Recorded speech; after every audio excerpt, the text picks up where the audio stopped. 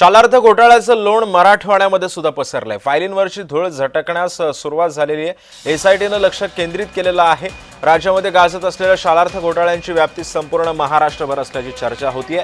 नागपूरनंतर नाशिक विभागामध्ये सुद्धा मोठा घोटाळा उघडकीस आल्यानंतर विशेष तपास पथकानं मराठवाड्याकडे लक्ष केंद्रित केलंय।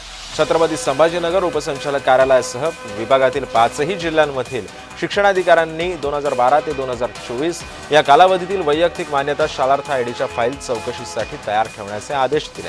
त्यामुळे अतिरिक्त ठरलेल्या शिक्षकेतर कर्मचाऱ्यांसह इतरांच्या सेवा अधिगृहीत करून फाईलींवरील धूळ झटकण्यास सुरुवात झाली आहे। राज्यामध्ये शालेय शिक्षण विभागामध्ये शालार्थ घोटाळा अनेक महिन्यांपासून गाजतोय आणि याच पार्श्वभूमीवरती फाईलींवरची धूळ झटकण्यास सुरुवात झाली आहे।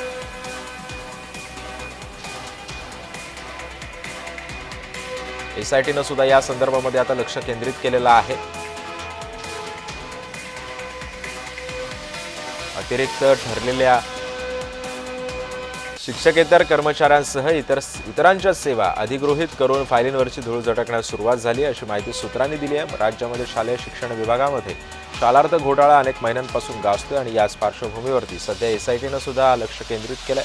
प्रत्येक शिक्षण विभाग खडबडून जागा झालाय। शालार्थ घोटाळ्याचं लोण मराठवाड्यामध्ये सुद्धा पसरलंय।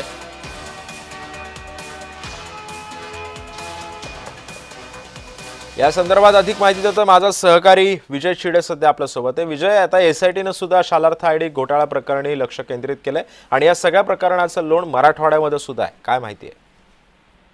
नक्कीच जर पाहिलं तर राज्यामध्ये गाजत असलेल्या शालेय घोटाळ्याची व्याप्ती जी आहे ती संपूर्ण महाराष्ट्रात असल्याची पाहायला मिळाली।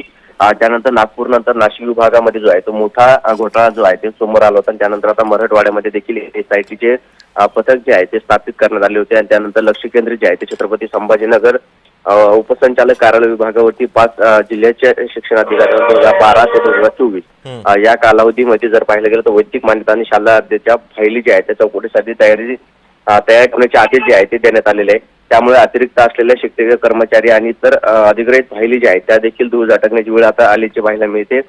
शालेय शिक्षण विभागात शालेय घोटाळा जो आहे तो मोठा असल्याचं माहिती समोर होती। नागपूरमध्ये हा घोटाळा जो तो सर्वाधिक समोर आल्याचा पाहायला मिळतो आणि त्यामुळे आता छत्रपती संभाजीनगरमध्ये देखील आता एसआयटीचं पथक जे आहे ते येणार आहे आणि संपूर्ण फायलीची जी आहे ती चौकशी देखील करणार असल्याची माहिती जी आहे ती सूत्रांनी दिलेली आहे। सिद्धेश, नक्कीच धन्यवाद विजय, तू दिलेल्या अधिक माहितीबद्दल।